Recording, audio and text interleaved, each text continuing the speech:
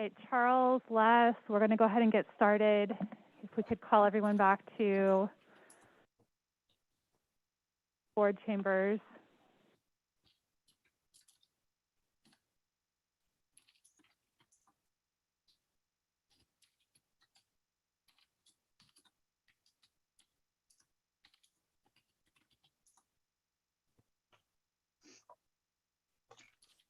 All right, we said 4:15, so I think we're going to end our break and reconvene. We are at item number 30 on today's agenda. This is to receive a report on the upcoming CalPERS health plan changes for plan year 2022. And we have Paulette Clark and Melissa Zamora from the health department. From the Human Resources Department here to make a brief presentation. Thank you. Through this microphone.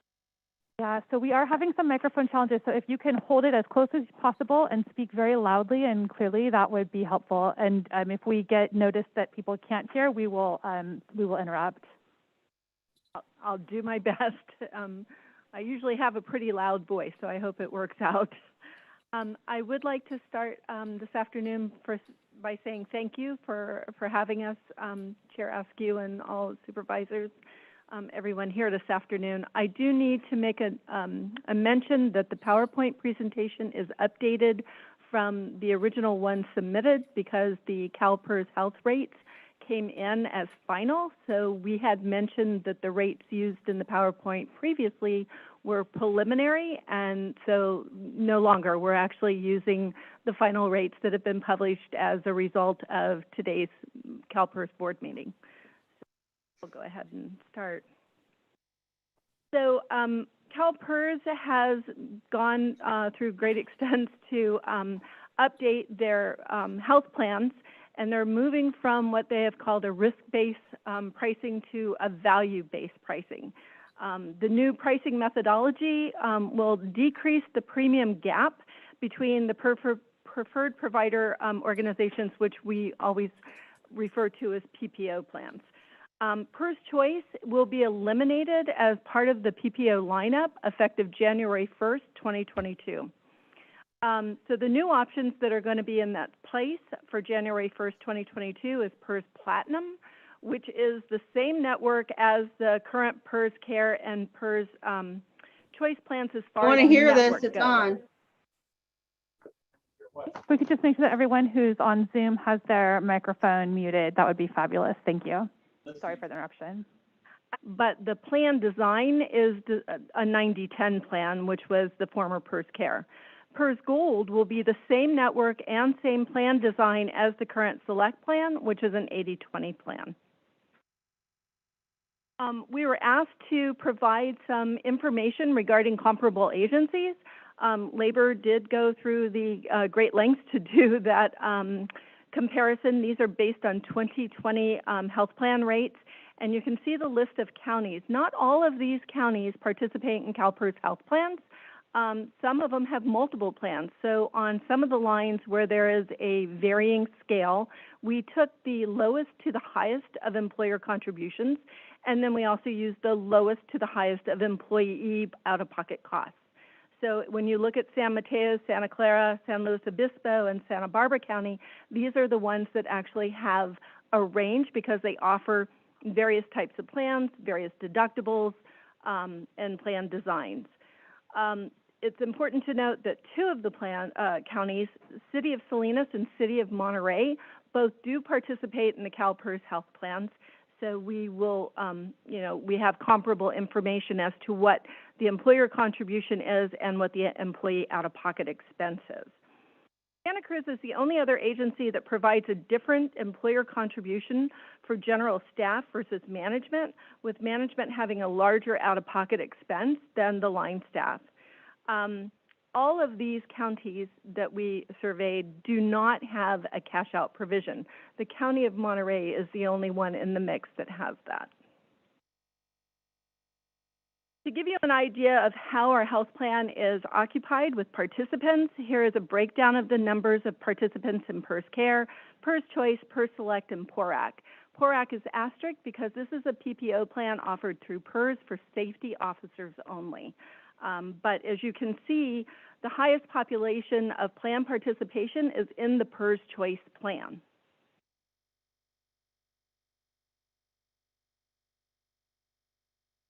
So what does that mean?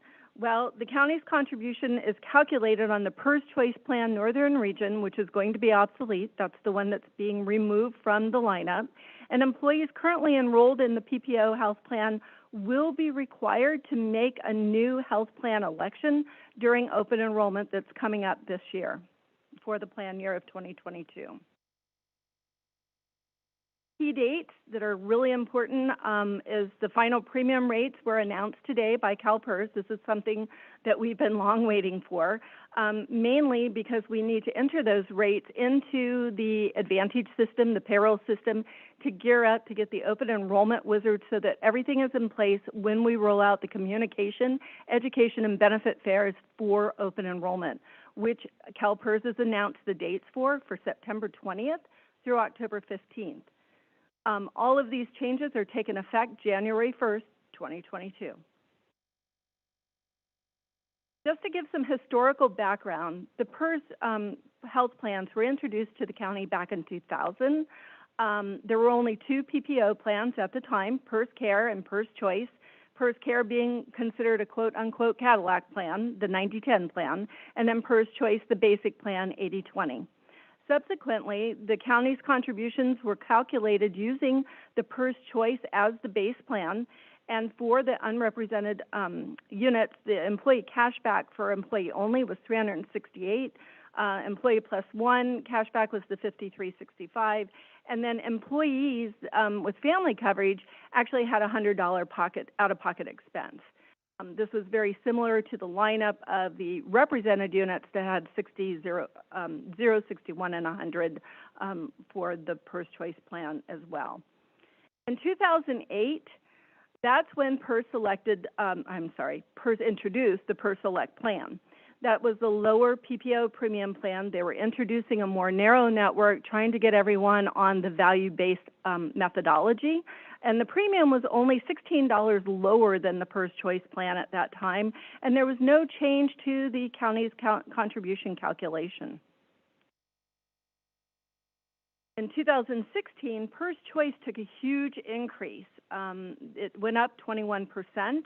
Then the PERS Select premium also increased 12.5%, and this resulted in a cashback increase for those employees that were enrolled in the PERS Select plan. In 2019, CalPERS redesigned PERS Select, and PERS Select premiums actually decreased 26%. The PERS Choice premium increased 6.5%, and this resulted in a 97% increase to cashbacks for those employees enrolled in the PERS Select plan. For 20 and 21, the cashback amounts have remained constant for those enrolled in PERS Select because of that disparity. Historical cashback trends for the units D, E, G, L, O, X, X and L, and then Y. 2008, there was an employee-only cashback of $384, employee plus one, $85, and there was actually an out-of-pocket expense for the employee plus family. In 2016, these were increased to $436 for employee only, $190 for the employee plus one, and $77 for the family. And 19 and 21, you can see where these cashbacks have significantly increased for the Select plan. I do want to just make a note that D, E, G, L are all represented management units that have the same cashback as the unrepresented units. That would be public defender, district attorney, county counsel, and probation managers that are included in this list.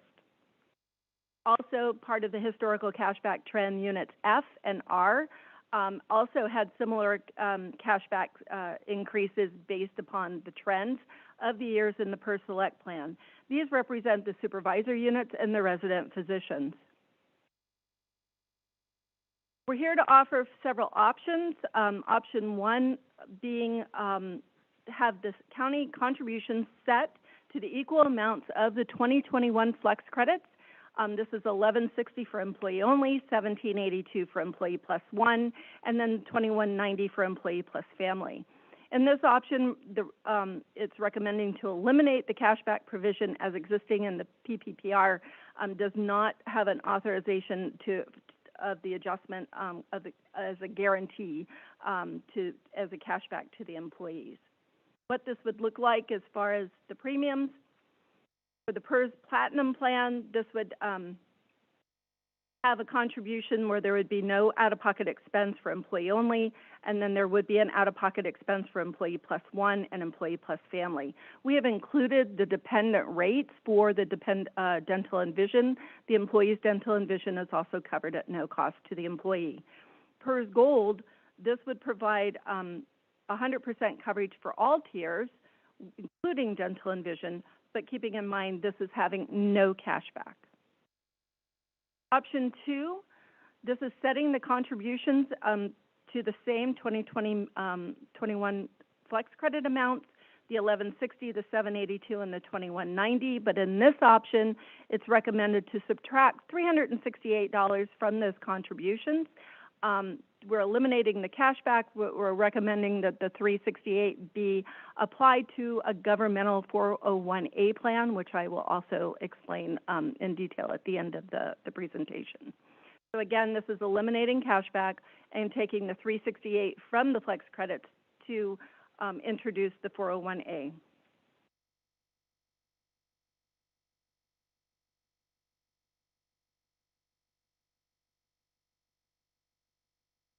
So option 2, showing the chart of that design, there would be an out-of-pocket expense for the PERS Platinum plan, the 115 employee only, 590 for employee plus one, and 876 for the employee plus family. But there's still no out-of-pocket for the PERS Gold plan for all tiers, including dental and vision.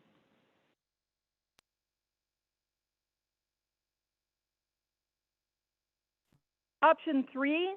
This is setting the contributions at the 2021 flex credit rates. However, instead of removing $368, this option recommends $100 being applied to our 401A plan, and then maintaining the existing cashback provisions.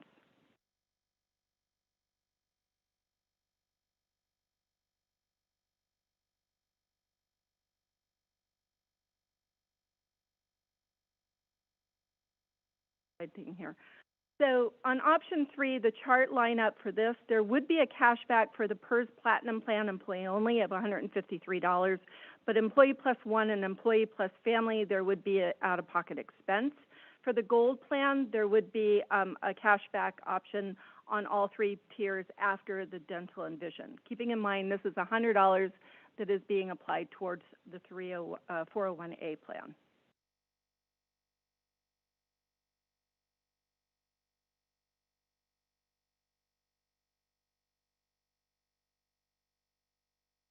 So option 4, we're going to set the county contributions to the 2021 flex credits all across the board, no 401A plan being offered, maintaining the existing cashbacks.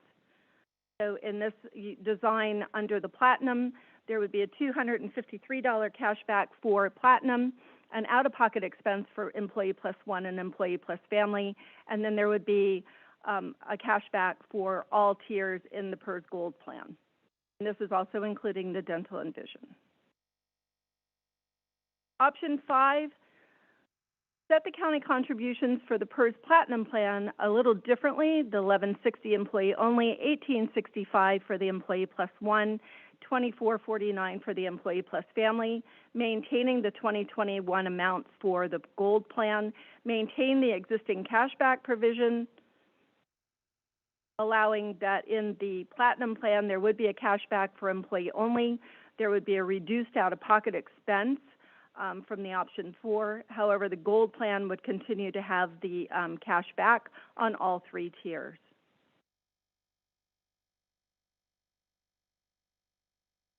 Cover what a 401A, governmental 401A plan is. This is a employer-sponsored deferred comp plan, and what I mean by that is all contributions are made by the employer on the behalf of the employee, so it's an automatic enrollment for everyone that this is going to be including.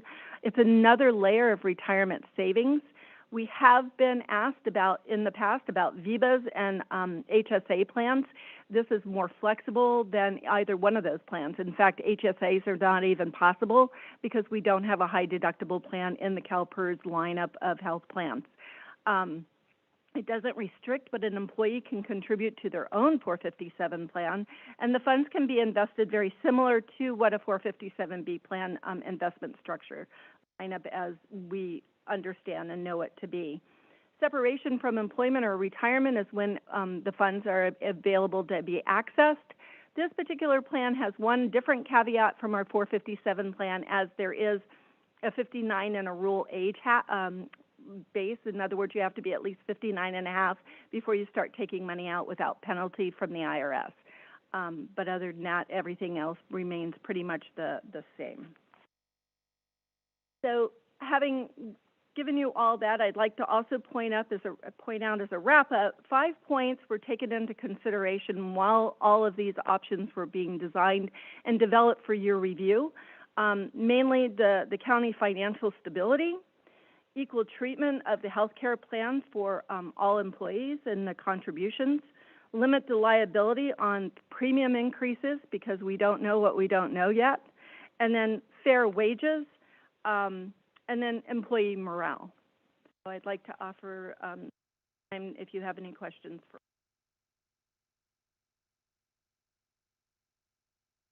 Thank you for the presentation. It's a lot of information. We'll open it up to my colleagues on the board for comments or questions before we go to public comment. Are there any?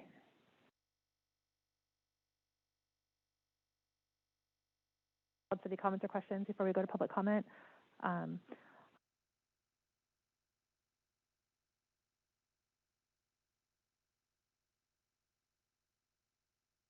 I think what we will do for public comments, we have a handful of people in the audience, and I see that there's quite a few people on Zoom. So in order to allow the board to hear from the most people as possible, we're going to try to do 1 minute and 30. And I'm just going to ask everyone to please watch the clock so I don't have to interrupt you for your comments. We do want to hear what you have to say.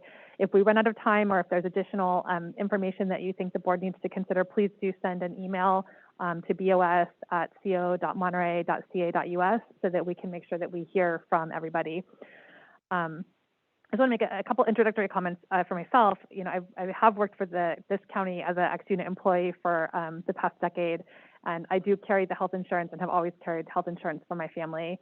So the conversations, the feedback that we've heard thus far, like I hear and I feel the stress that this is causing our county employees, especially at a time when we've been through so much this past year. So just to open it up with that, and we will welcome, I think, public comment for those who are in the audience first, since you're sitting here. So if anyone would like to approach the podium, we'll just have people line up, and if the next person who's going to speak could approach, so we just sort of keep coming through. Make sure you introduce yourself and hold the microphone as close as possible and speak as loudly and clearly as possible. Thank you. Everyone, my name is Victor Longoria. I'm the current Monterey County Management Council President.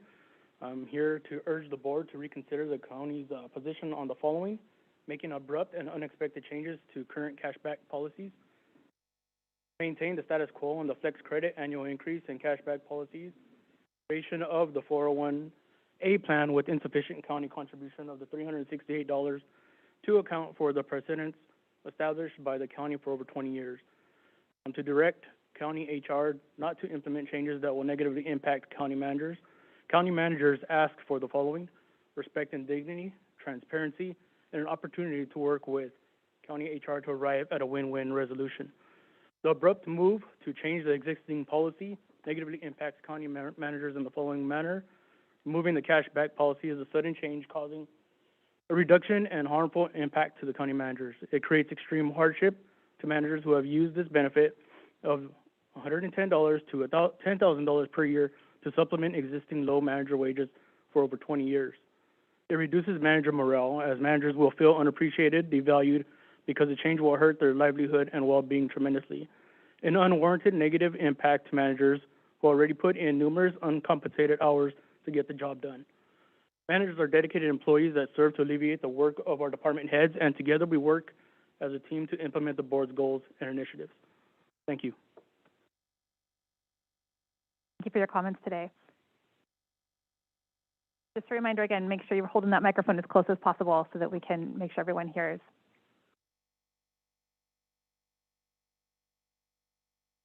Good afternoon. My name is Norm Morris. I'm a management analyst with behavioral health. I've been here 7 years. I manage the adult system of care contracts and write them, which you guys review every year for the mental health service.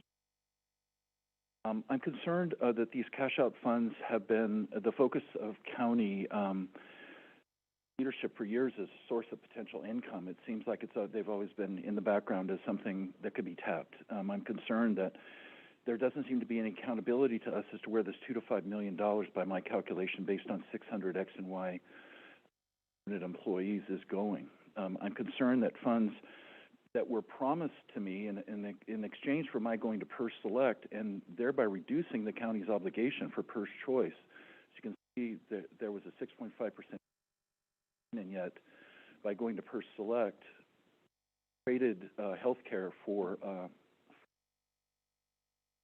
I'm concerned when we're told, we asked to postpone this if we could prepare for this agenda item a little bit later, and told that there's no way to what had to be heard today. Mostly I'm concerned that our unrepresented group, or I should say currently unrepresented group, will, using my situation, lose a minimum of $3,300 per year and up to $9,200. And I think it's a salary equity model that... Thank you for your comments today.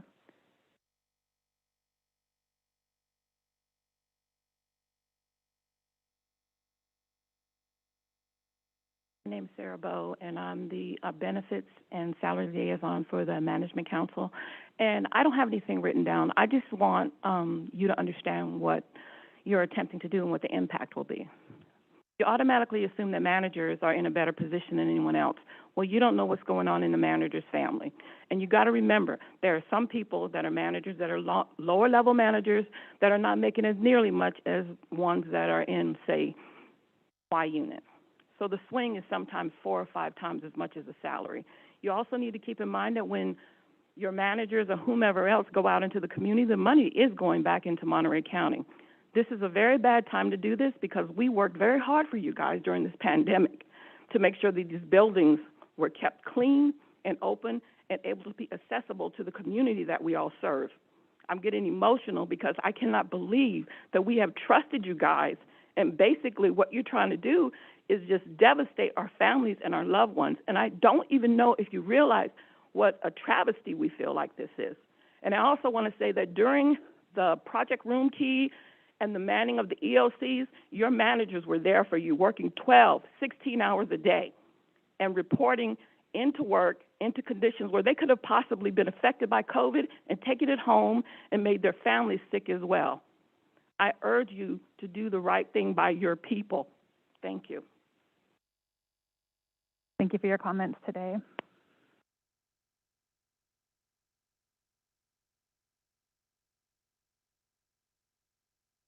My name is Charles Wang. I work in Natividad in the HR department, and I am an ex-union employee. I also don't have anything written down. You know, I was thinking about talking on Friday, then, I went to the races because I have a pass Laguna Seca, and I said, I just don't know enough, and I was looking at all the budgets and everything, and the one thing I realized is, the thing for us managers is we feel insecure because we are not represented, that every year we have to fight for something, and it might be the flex cash. Next year it might be the 401, so you can give it to us, stop anyone from taking it away. And that's what I think a lot of us fear, is just the instability of our jobs. And working at Natividad, last 18 months have been tough. We've been going in every day. Our staff has been running those COVID clinics. We've been, at one point in time, we had 87 of our 162 beds with COVID positive patients, intubated. I mean, it's been really bad, and we're all in this struggle together, and I think that's what we need to realize, is that we're working here together, and we manage a large contingency of the county's employees, and feeling a little bit distressed because we've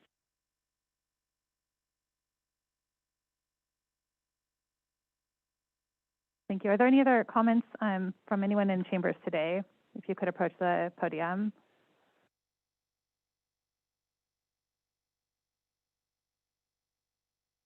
Okay, it's looking like we've completed our comments from members in the chambers. Let's go to Zoom. We have a handful of hands raised on Zoom. What we will do is we'll call out the names. We'll give you permission to unmute yourself. You'll need to manually hit the unmute button so that you can share your comments, and we'll have the 1 minute and 30-second timer up and running. So we'll start with Melissa Meha, followed by Dave T. Thank you for joining us today, Melissa. Yes. Hello, my name is Melissa Mejia, and I just kind of want to echo a lot of the same sentiments that were talked about earlier when we talk about our lower managers. I am a manager for the library department, and during COVID, we really had to improvise many different ways that library workers and managers especially were able to provide services for the county, including EOC shifts that I myself definitely made sure to take on, knowing that I was going to be working a super long day, but did it anyway. And so, I've been super committed to the county, and the cashback benefit has been a really, really big help for me and my family. I am a single woman with single income, but I do support my mother. I have she's disabled and she's one of my dependents, and just having that extra cushion every month has really helped us make sure that we are able to pay all the utilities and make sure that we have enough to get by. So I can echo the sentiments of feeling like this is really lowering staff morale. And I really, truly plead with you all to please reconsider this and think about the impact that this is going to have on so many of our managers and our families and each of our unique situations. So thank you. Thank you for joining us and for your comments today. Next up, we have Dave T, followed by Jonathan Brown. Oh, yes. Hello. I hope you can all hear me. I just voting to end this cashback benefits equates to me to working one free day every week for the entire year. The money means a lot to me and my family. With the pandemic still ongoing, it's not over. Workers' rights are a hot topic nationwide. Ending this cashback program is basically telling your workforce that you don't respect or care about them. When the fires raged last year and calls were sent out to the county to work and staff and prepare evacuation centers, I went and helped, and many of my fellow managers did. When COVID was raging, many of our building and work sites became test sites, and the manager of the building is basically, supporting this and having to help when they're not prepared. Many of our buildings become cooling sites when it's too hot, and the managers are helping with this sort of stuff that we're not really prepared to do. It's just a slap in the face to take away the cash back. Thank you. Thank you for joining us and for your comments today. Next up, we have Jonathan Brown, followed by usc.edu address.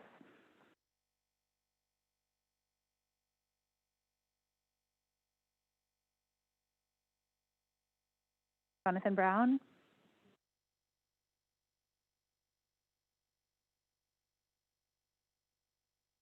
Okay, we'll move over to the usc.edu speaker, and then we'll circle back to Jonathan Brown. Good afternoon. My name is Nina Woolfolk. I am Director of Nursing at Natividad.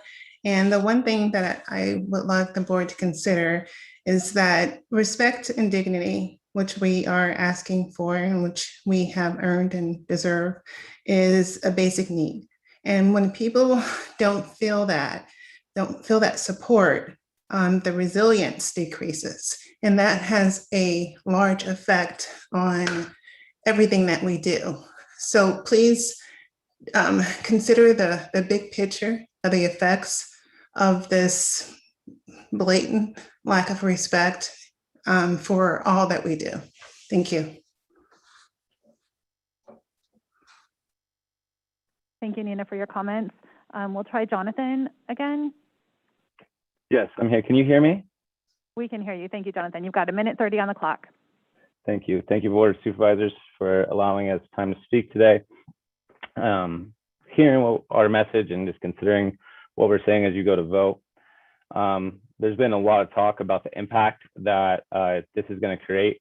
This is just an example of the impact for me and my family. Currently, as an MA1 for the county, the cashback option represents 14% of my gross annual income, which is a significant amount. I know that number is going to be lowering with the new numbers, but currently is 14%. To show how I offset that and my cost of living, is in the last 6 months, as an indirect effect of COVID, I had to move out of the unit I was renting. Luckily, I was able to find another unit in the same complex. It has the same square footage, the same amenities, essentially the same. Each unit is a little bit different because they are privately owned, but essentially the same. The biggest difference for me and my family was a 21% increase in rent that brought me to the mean of the area. So I have a 21% increase in housing for my cost of living. I was able to use that 14%, or I am able to use that 14% in my gross annual income to offset costs. By removing that, you're removing a pressure valve for me and my family. So just something to consider, because I know that many of us will have similar stories of impact. Thank you. Thank you for your comment today, Jonathan. Next up, I'm going to, let's see here, we've got a couple different spots on Zoom where people are located. Bruce, we've got you up next, followed by Jessica. Good afternoon, Chair Askew and board members. My name is Bruce Succo. I'm the finance manager for the Office of the District Attorney. I'm concerned that the short notice we received regarding these changes is simply causing unnecessarily bad feelings with our managers. Just as we are working our way out of the pandemic, where we all work so hard, with many of us performing additional duties for our community, it appears that these plans, the first three options, 1, 2, and 3, will have a serious negative financial impact on our managers, as you've heard from the previous speakers. We all want to do the right thing, and I recommend you support the options that give the best return for our managers, and I think that's options 4 and 5. Thank you very much, and that's all I have. Thank you, Bruce. Next up, we have Jessica, followed by Thomas. Good afternoon, Chair Root, Askew, and board members. Jessica Cordero Martinez, Finance Manager with Public Works Facilities in the Parks Department. So, a well-crafted compensation plan is so important for the county's overall success. It allows us to attract and retain talented staff. It helps reduce turnover rates. It incentivizes staff to stay and grow within the organization, which in turn, lowers the cost of turnover. Options 1 through 3 reduce the overall compensation and take money out of the employees' hands. These options send the wrong message to managers.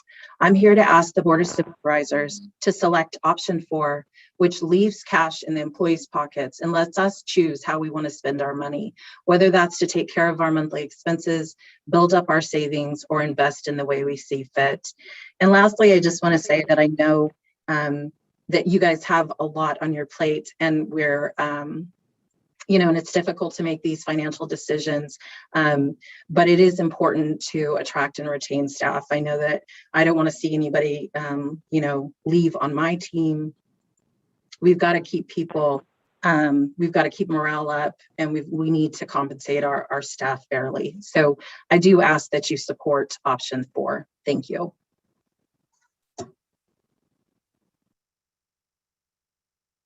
Thank you, Jessica. Is there any other public comment? Thomas De La Cruz, we've got you up next. Good afternoon, honorable members of the Monterey County Board of Supervisors. My name is Tom De La Cruz. I'm a management analyst too with the Department of Social Services with the CalWorks Employment Services branch. When I joined the Monterey County family in 1989, which is over 32 years ago, my coworkers who were management staff had a cafeteria plan for the health insurance benefits that did include the cashback option. When I became a manager in 1997, I too had the cafeteria plan and have utilized the cashback option. And that has always been recorded to us as taxable income. In my situation as a single income household, this amount's been incorporated into my monthly household budget, as I'm sure all other managers doing the same with housing costs here in Monterey County. The proposal to arbitrarily decrease the management employees' health benefits creates an inequity for county managers, as we will not be treated equitably in regard to other county employees in regards to our health insurance benefits. In 2021, I too switched to the HMO. The cashback amount stated to me is an error, because I only received like $380 back on my pay advice. I would hope that the board would vote in such a way to retain.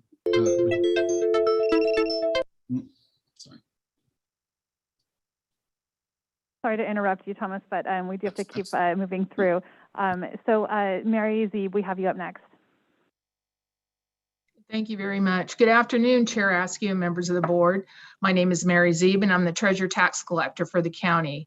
I was asked to speak today because it's commonly known I've worked for the county for over 34 years and may be able to shed a little background on the origination of the cafeteria benefit plan that includes a cashback provision. Over 30 years ago, the county, as part of a bargaining process, asked groups to decide if they preferred a wage increase or would like to set up a Section 125 plan that included cash out option for unused credits. Some units chose the wage increase, but managers chose the latter.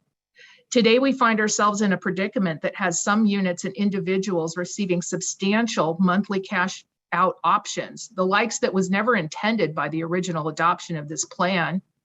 Unfortunately, this has persisted for a number of years, and employees have begun to depend on the additional funding this benefit has provided. I'm a firm believer that all employees should be compensated fairly via a complete salary and benefit package, and to propose the elimination of a decades-long benefit without a commensurate discussion regarding salary adjustments is just not right. In addition, employees have begun to rely more and more on their benefit package, and it would be very disruptive to completely eliminate this longstanding benefit without a much larger discussion regarding the appropriate level and proper total compensation for county managers. That being said, as the current vice chair of the Monterey County Employees Deferred Compensation Committee, I'm in strong support of establishing a 401A plan and would like to see that option integrated into a larger compensation and benefit discussion. Thank you for your time. Thank you, Mary Zeeb, for joining us and for your comments today. Is there any other public comment online with us on Zoom? And please raise your hand so that we can call on you. Deborah, got you up next. We've got 1:30 on the clock. You'll have to go, we'll give you permission to unmute, and then you'll need to manually unmute your microphone. Thank you for joining us today. Hello, thank you for letting me speak. I am Deborah McElhaney Dotson, and I am usually assigned as an MA3 to CalWorks Employment Services with the Department of Social Services. However, for the last year, year and 4 or 5 months, I've been assigned to the EOC. I'm still working as a lead on our Monterey County Alternate Housing Site Program, doing my duty as a DSW to better serve our communities. But anyway, I just wanted to throw my support out there for not taking back the cash back from our managers who work long hours of overtime without being compensated. And as you know, that many of our managers see this cash out as part of their compensation. So I agree with all the previous speakers, and I want to affirm their feedback that this would not be good for our managers and would impact morale. I just have to say, I think it would be very detrimental. At first, I didn't believe it because I know, the board's got our back. I can't believe it's made it this far. And I would just hope that you look at this and say, at this time, with what we've been through this last year, no, we're going to support the managers on this one. Thank you. Thank you for your comments today. Is there any other comment online? I'm not seeing any other hands raised on Zoom, so we're going to go ahead and close public comment on Zoom. I think there's one person who walked to the front, so we'll do a final comment here in chambers and then bring it back to the board. Thank you for joining us today. Make sure you hold the microphone close so we can hear. Good afternoon, Chair Askew, members of the board, and staff. My name is Karen Anderson. I'm the Chief Investigator with the Public Defender's Office. I came to this county 6 years ago from another county. I was brought here with offers of salary and benefits that made the move worth it, made the cost of living change worth it. In those 6 years, I've come to this board chambers 3 separate times where we were, as managers, begging for the scraps left after all negotiations were completed with every other bargaining unit. I'm asking that when you take a look at this compensation plan and the changes you're proposing or HR is proposing to our compensation, that you consider the managers ahead of some of the other units for a change. We would just like to be considered first and up front. This management compensation package does not come near comparing to the hours that we put in, but it's okay. I'm willing to do it. I'm just asking that you just make us whole and keep us that way. Thank you. Thank you for your comments today. Is there any other public comment this afternoon? Last call for public comment. I'm seeing no additional hands raised, so we're going to close public comment and bring it back to my colleagues on the board for some discussion. And I see, are you priming to hit your, all right, we'll start over here, Supervisor Phillips. I had a question first.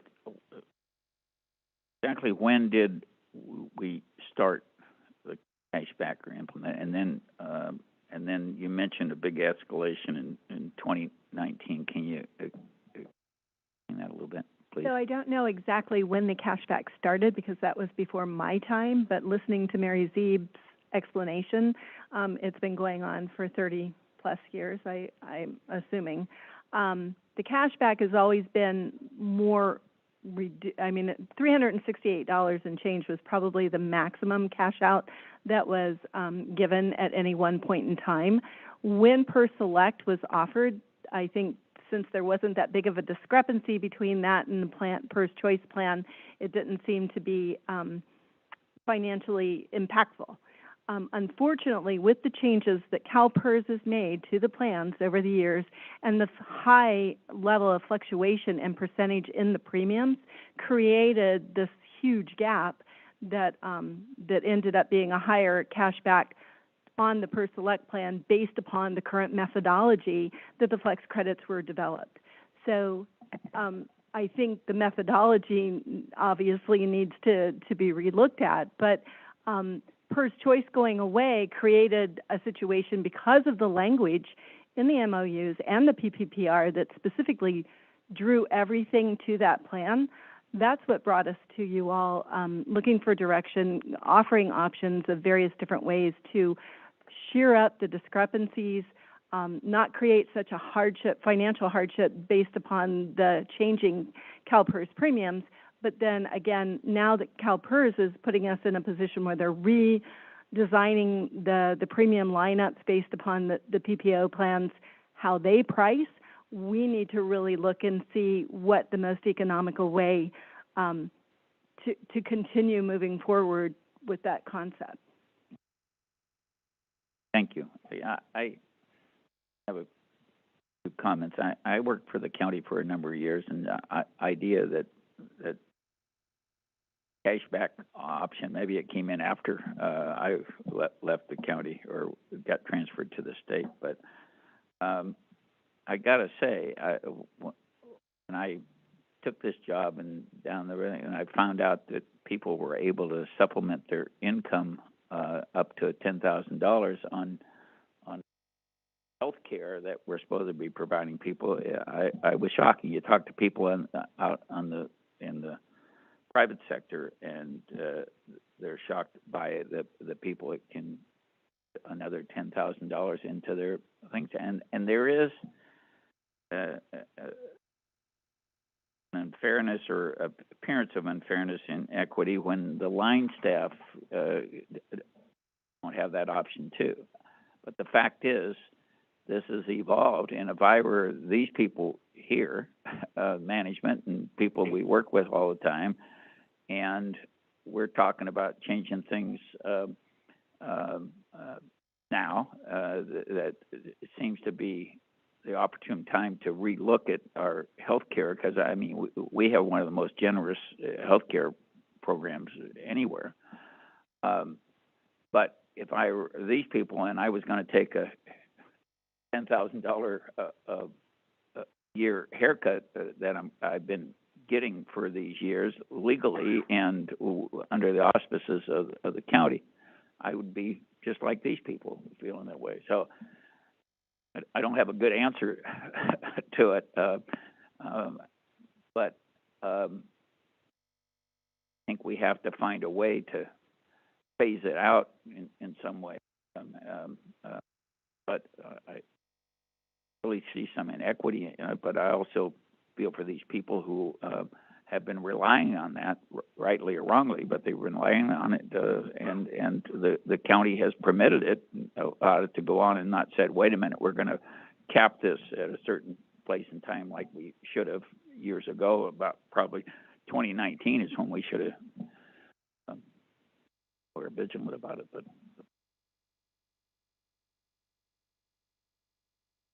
questions? Lopez?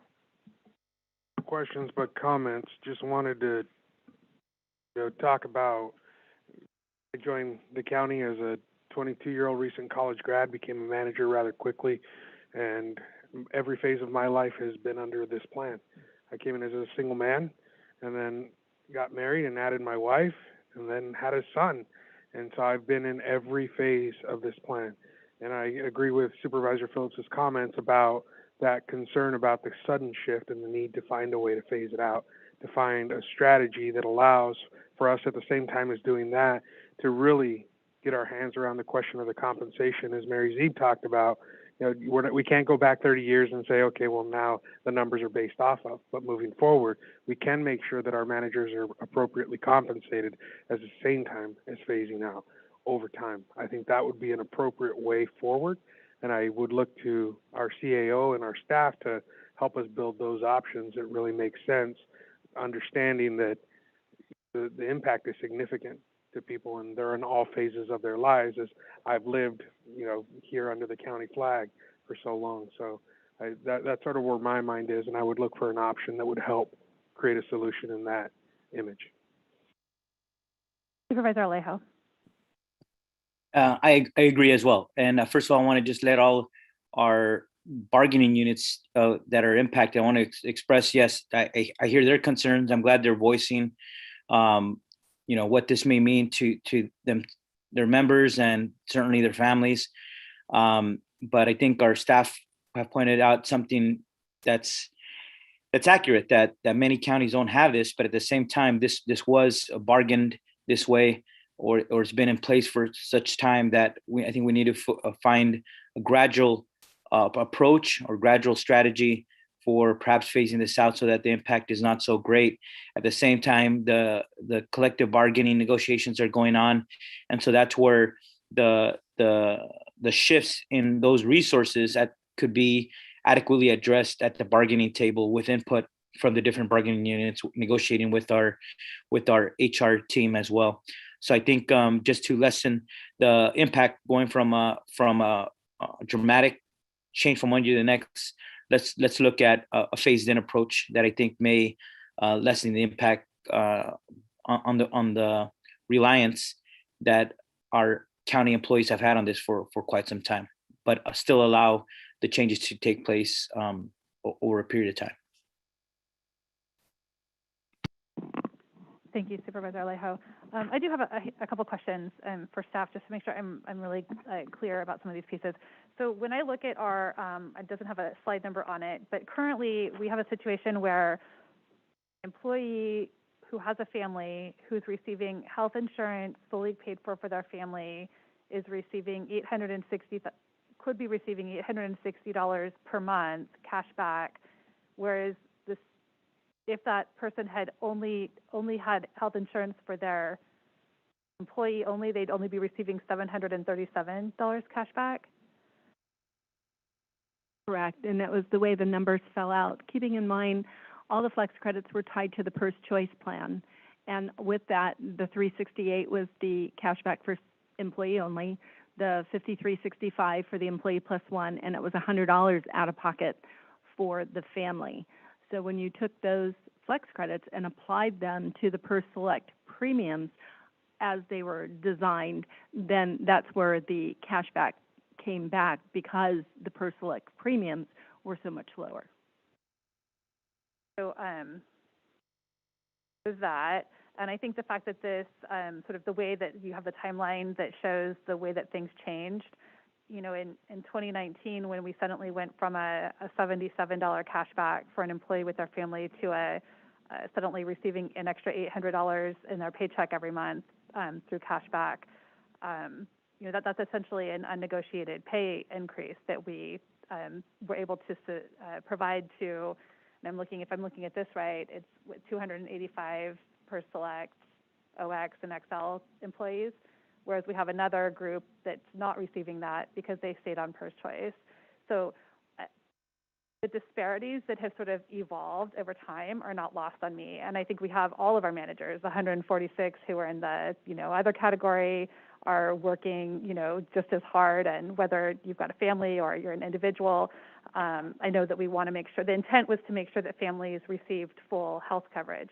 I, you know, of that, but this situation has, and then when you add on the CalPERS, we didn't go to CalPERS and say, please eliminate this plan that our benefits have been tied to, but that's happening. So we really are now in a situation where we are having to take a really difficult decision. I think that the comments of my colleagues about, you know, how do we as a county move forward in a way that's fair and respectful and isn't pulling the rug out from anyone,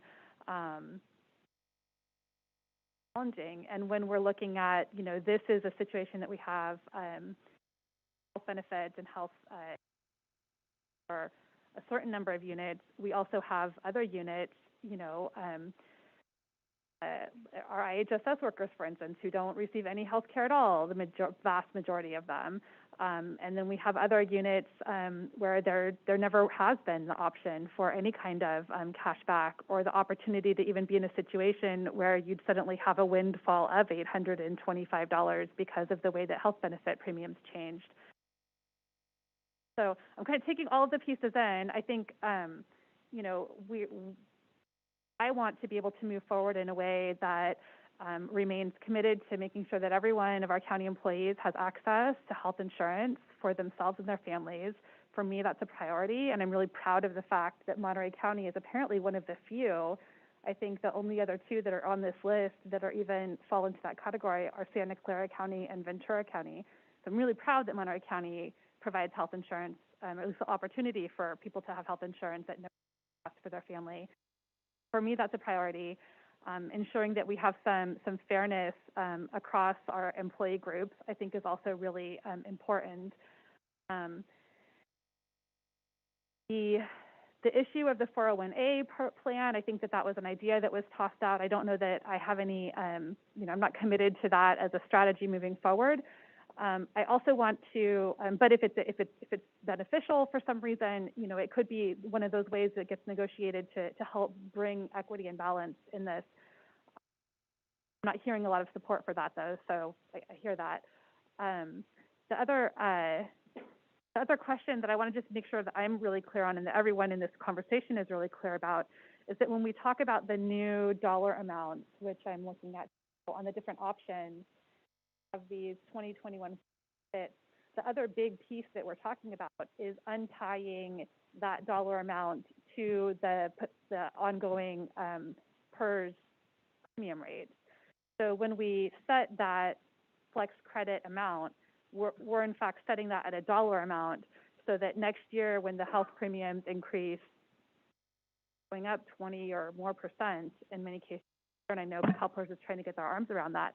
But when we talk about the increases, so if we were looking at option 4, for instance, and you have cash back for the PERS Gold plan, and then the CalPERS rates increase next year, those dollar amounts aren't also tied to anything. Those are just flat dollar amounts. They are flat dollar amounts, yes. So in that case, we also risk in getting into a situation where employees are not getting, where if those dollar amounts are set, you suddenly have, you know, employee plus family could very quickly become a situation where we were not covering the full cost for that employee plus family.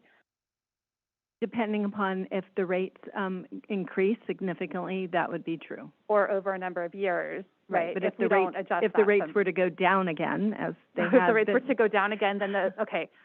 So we can't predict what PERS is going to do on an annual basis, particularly with new plan designs, because again, their goal was to shore up the gap in between the two plans. So I guess my intent would be for the county to, to cover at least on a basic plan, the full cost for a family to have health insurance. For me, that feels like a basic piece of the puzzle. And so my last comment, and then I'll pass it over to Supervisor.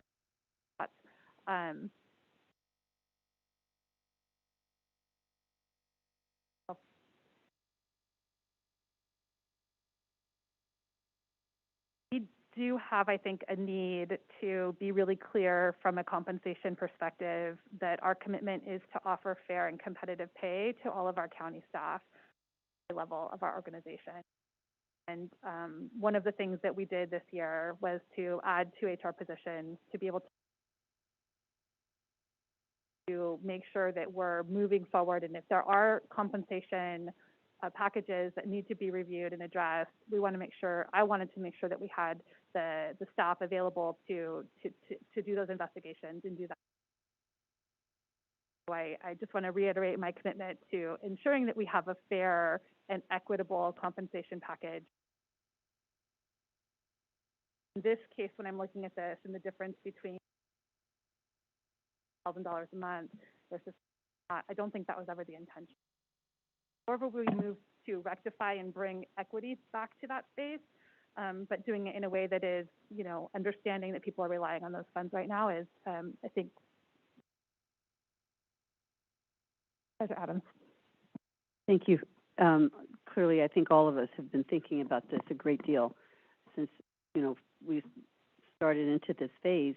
And one thing that I've heard today a couple of times, and I really want to reiterate it, is that I think we have to figure this out together.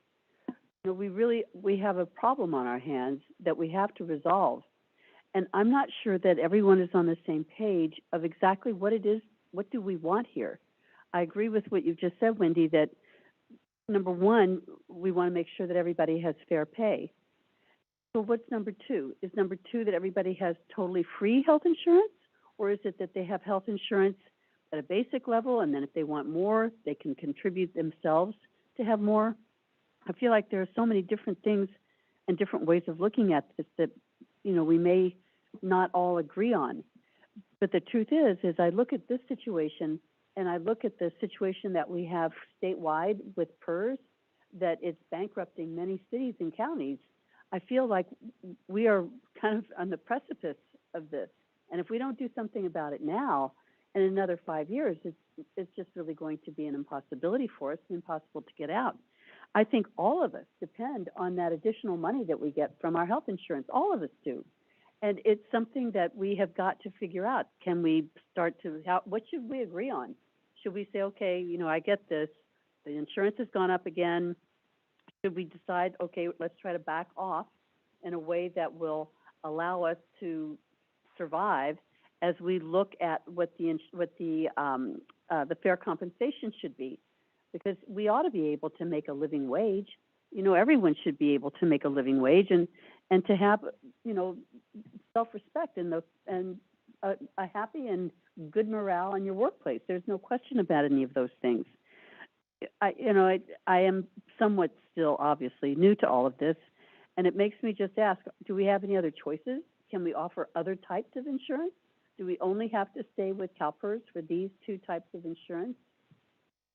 So the answer to that is yes. We are in a contract for health plans with CalPERS. And CalPERS only? CalPERS only, because they do not allow any other health plans side by side. If we were to leave the CalPERS family for healthcare and venture out on our own, because this has been researched a couple of times over the years, if in fact we decide that we didn't like that idea and we want to go back, we cannot for a full 5 years. As many of our actuaries and consultants have explained to us, we could probably, shop the market. We might get a good deal because we're new business for the first year or two. By year 3, we will be paying probably triple the amounts in premiums that CalPERS offers because we're in a pool statewide with the CalPERS health plans, which even though we are in one of the most expensive areas zip code wise, we still are afforded the lower premiums by being in that pool that we would not be afforded if we were out in the private shopping for our own plans or even going self-insured. So again, we have researched that over the years, not to say we can't open that door in the future, but as it stands, CalPERS is what we have. and we are beholding to follow the guidelines and the contracts that they provide. And it's great insurance. And it is great insurance. And we don't have high deductible plans. And if we live in a zip code outside of Monterey County, such as Santa Cruz or Santa Clara, or even if we are a traveling nurse and our residence is in Kentucky, we can still have that coverage. And the out-of-state rates are different from Region 1 as well as the Region 2 and Region 3 rates are. And Region 2 and Region 3 are less expensive. So, there are a lot more pros than cons to being in the CalPERS family. Thank you. Thanks for explaining that to me. I don't have the solution. I wish I did, but I don't. I don't have any solution for this at all. But I do see and share the pain. We'll face it up here equally.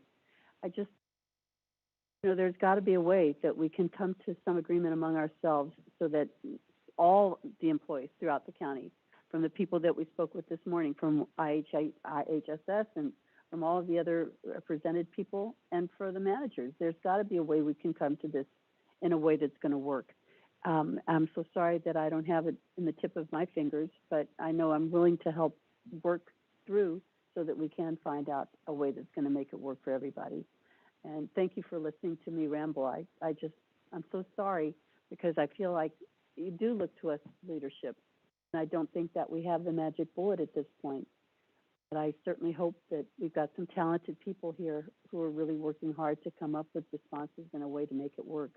So please just, know that whatever happens is not from disrespect. It's having our backs against the wall in a lot of ways. Thanks for listening. I think our staff is looking for some clear direction, and we have 5 options that have been laid out. So I don't know, Charles, did you want to comment on? Well, I do want to comment, but I see hearing? Supervisor Alejo's hand is up. So before I do that, let me. Supervisor Alejo. Yeah, just one question. As I want to make clear, we're not alone in this. Obviously, some of these state changes that were made to the health options under PERS healthcare are impacting counties all over the state and cities as well. But there was an article, I think about 4 weeks ago in the Sacramento Bee that just on the predictions alone, and I know our staff said they got some final numbers today or yesterday, but the projections were that just on the cheapest healthcare plan under PERS, that next year's rates were increasing to 23%. So the question for staff was, how much is that for the cheapest plan that will be available next year?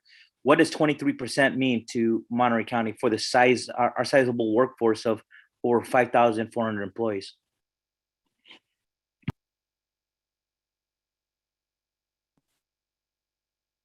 So Supervisor, I'm not sure that we have that specifics, but if you look at the charts that are put up right now, or that or the other options, you'll see that the amount of contribution, the 2021 contribution amounts that are being proposed for 2022 would fully cover PERS Gold, which is the base plan at CalPERS.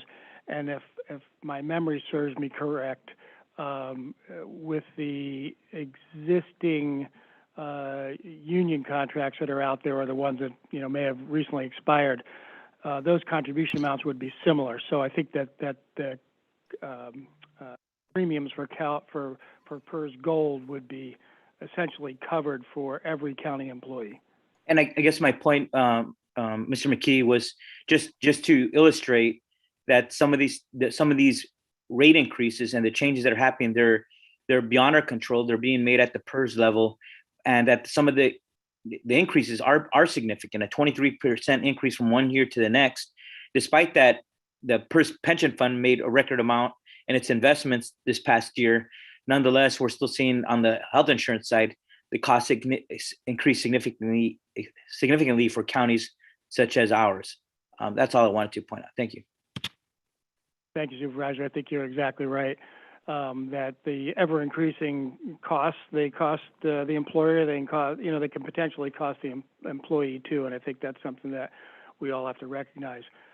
So I've heard here today, board members looking for solutions as well as employees looking for solutions, and I think one of the issues that we've been grappling with is how do we provide a fair wage, a market wage, and also provide good health care coverages for our employees. And I heard the chair of the board look at trying to say, well, we should look at phasing this out, but we also have to recognize in the future we want to be able to provide at least the base plan coverage for our employees so that people don't go hurting without coverage or their families, and we want to make sure that we do that.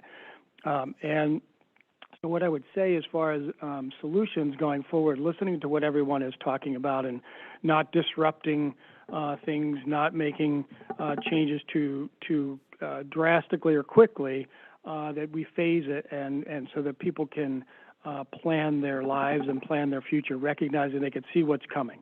And I think that's what's embodied in options 4 and 5. And to address the concerns that Supervisor Askew was talking about, that we want to make sure that we are on a good financial footing, but also recognize that we want to provide health care in the future. I think if, as premiums are likely to go up, that we would need to come back to the board in the future and address those issues in relation to at least the base plan, the gold plan, to make sure that we're looking at providing health care options for our employees and their families. So what I would recommend is that the board consider looking at option 4 or 5. I think 5 provides something that might be a blueprint for the future somewhat, wherein if you want to pick the platinum plan, the higher level plan, you're going to have to go out of pocket a little bit, potentially if you're doing your family or employee plus one. But if you want to do the PERS Gold, it's covered, but you're not getting any cash back on the PERS Gold side. On option 4 is more of the status quo where we are right now, and it would be capped, and essentially there's no guarantee that the premium increases that are at CalPERS, whether it's PERS Gold or PERS Platinum, that the county is going to continue to have those increases, and so any cash back would get phased out just naturally by increases in insurance. However, that being said, I think that the county would want to come back in the future so that we are making sure that we're covering at least that base plan, and families have that safety net of that base plan covered for them, and that's something I think that the board is interested in looking at in the future. But I think for today, if we can get direction on moving forward with kind of the status quo, it wouldn't change things dramatically. Obviously, there's no change in status quo essentially, or obviously, but it would kind of signal for the future that this is something that we're going to work on correcting and making sure that we have some uniformity across the county, that benefits are not something that we're treating one group differently than another. We're trying to have some equality there. And we look then, as Supervisor Askew was talking about, class and comp. Are we paying people fairly? What's the market talking about? What are the efforts to make sure that we are meeting the marketplace and having living wages and looking for treating our employees right? With that said, I'd recommend option 4 if you wanted status quo, if you want a simple answer to that. Madam Chair. Yep, sorry, you're over there. I'm not used to, I've gotten I know, you got to like look this way too, sorry. Yes, Supervisor Lopez. You know, after hearing the response from our CAO and knowing that a lot of conversations have happened to get us to this point with 5 options, knowing that we need to make some decisions to give staff direction given the impending deadlines around open enrollment, I'm comfortable with option 4. I know that it's a softer commitment in terms of some of the background questions that I'm more concerned about, specifically the comp study, the long-term, making sure that we're covering the employee at minimum, if not employee plus family in some form. Obviously, to me, that's important, knowing what those costs can be. Yeah, I don't have very many healthcare options. I'm in South County, as you guys know. We can be a bit of a desert for some of those things. It was looking for a pediatrician was like, all right, there's one option. Do you want that option or not? All right, we'll take the option. Given all those factors, understanding where we are today, I'd be comfortable moving forward as a status quo, understanding that there's continued conversations that need to happen, and supporting that option is a motion I would be willing to make today.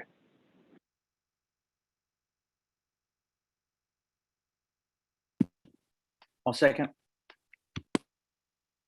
Okay, we have a motion from Supervisor Lopez, a second from Supervisor Phillips to support option number 4. I think we've got it up on the screen right here. Any other discussion from the board about option number 4?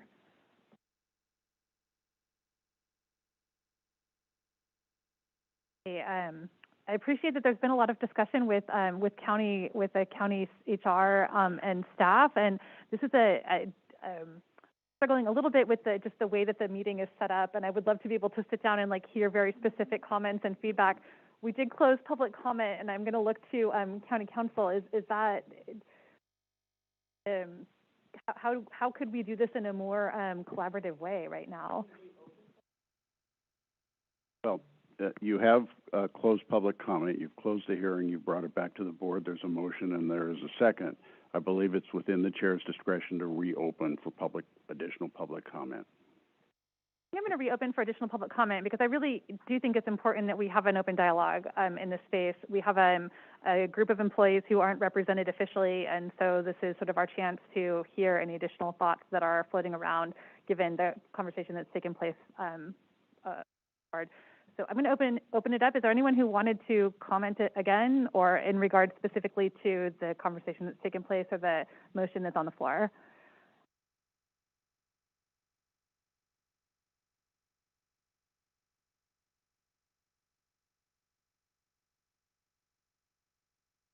I just wanted a clarification.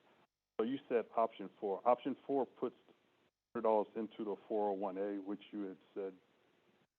Does it or does it not? I think that was option 3. I think you may have seen an earlier version of this, which was option 3 previously was more the status quo where cash back and no 401A. That's now option 4.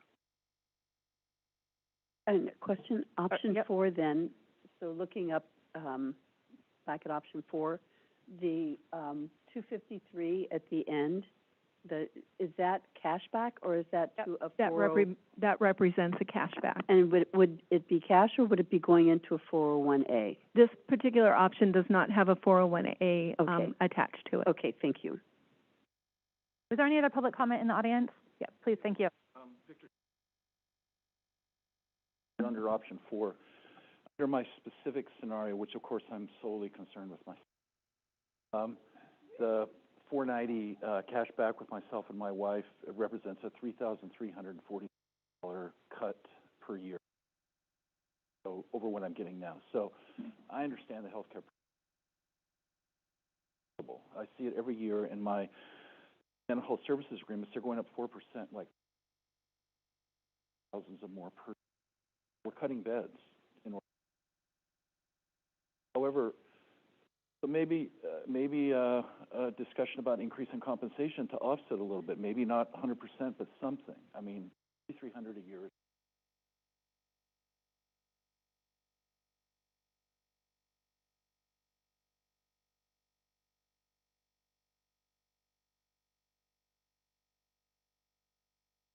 Right. Thank you.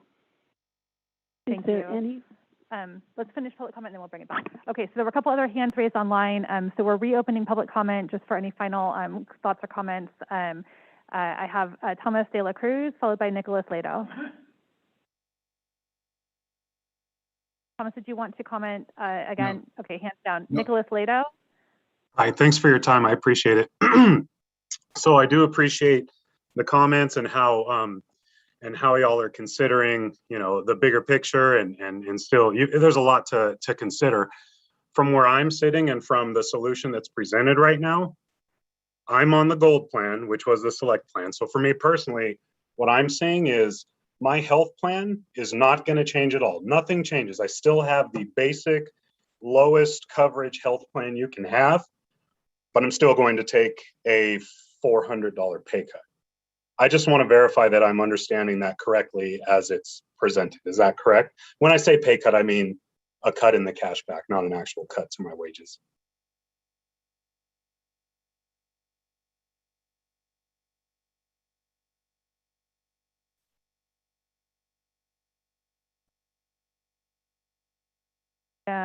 Rob Maston.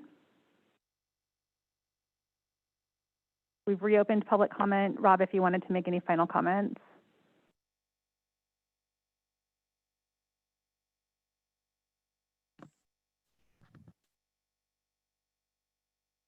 All right, we're not hearing Rob. We'll do Jerry Culper. Jerry, if you had any final comments, we have a motion on the floor for option number 4, and we're just taking any final thoughts.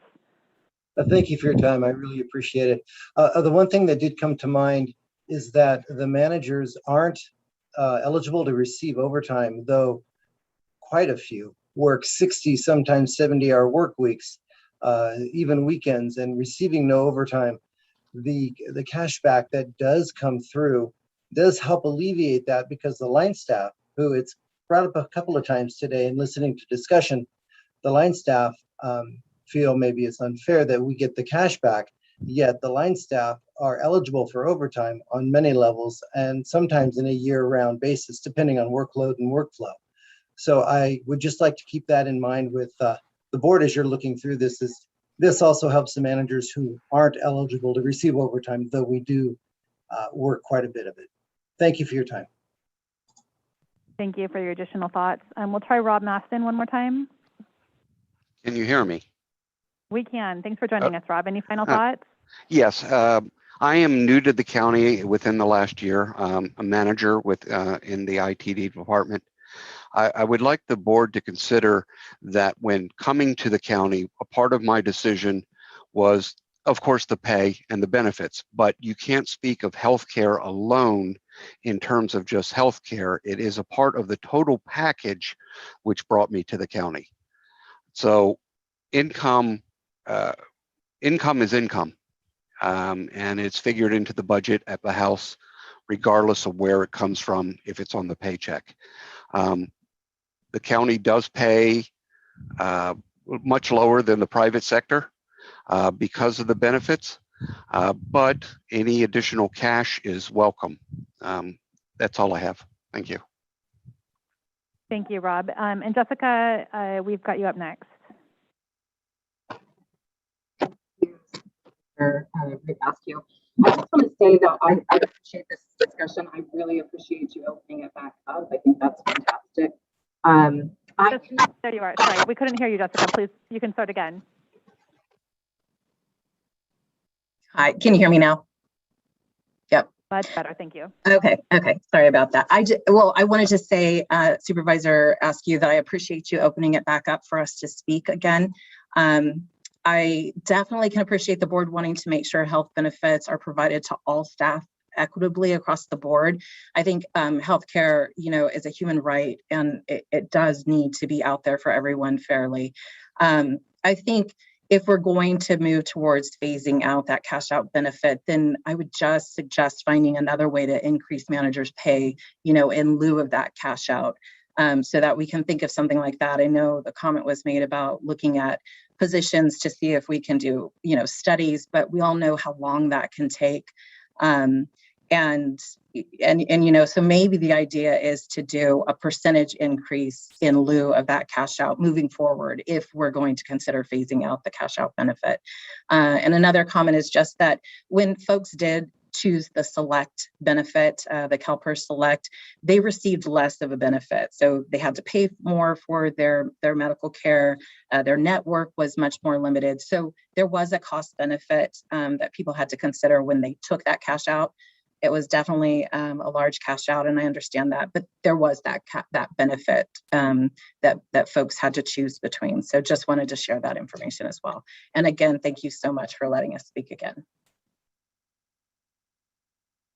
Thank you, Jessica. All right, I don't see anyone else on Zoom. Was there any other final comment? Yep, one final comment here on Chambers. Thank you, Victor.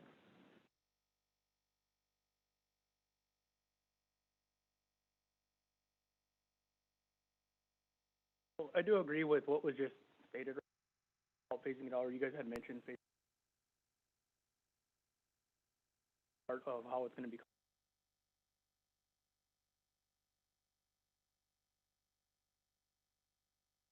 We're going to lose roughly 10%. How we're going to compensate? We're going to compensate the phase out. That's something that needs to be added to the.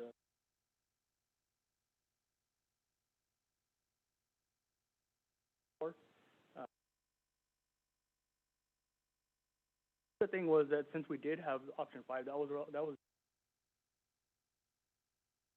really don't understand what the key difference.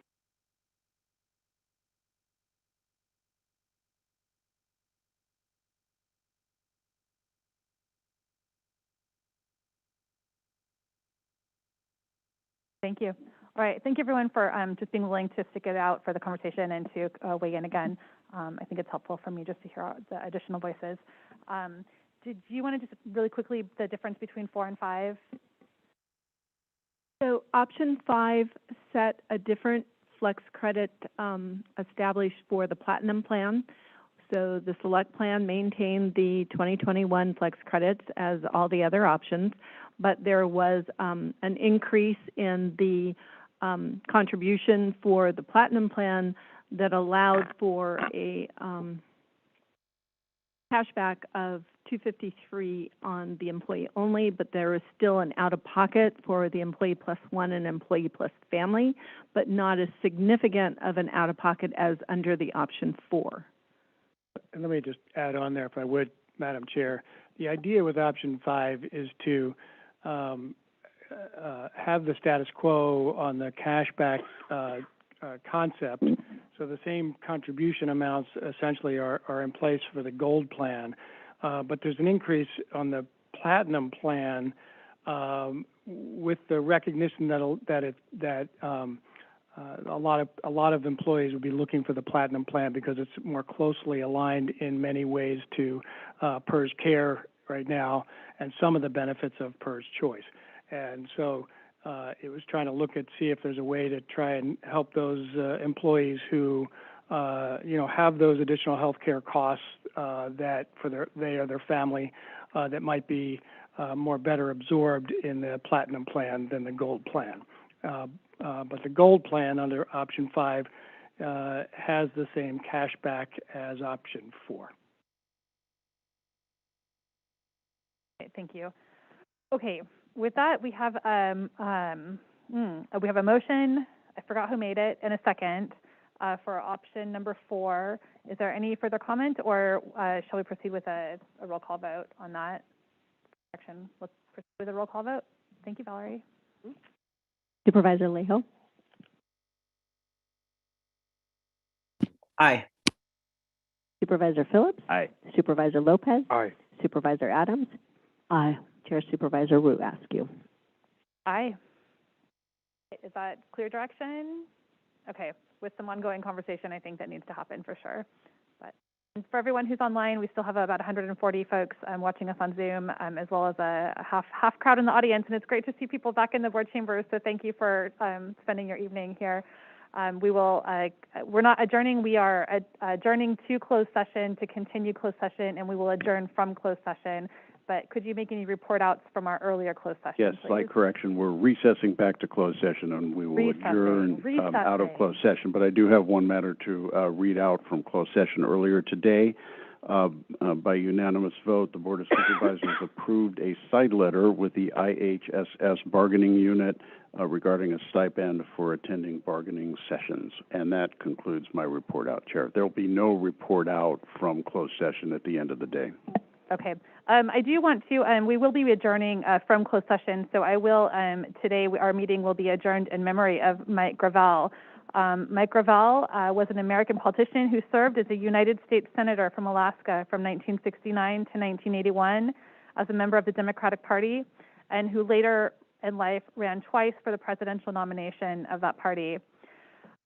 Senator Mike Gravel was born and raised in Springfield, Massachusetts, and in the late 50s became a real estate developer and entered politics.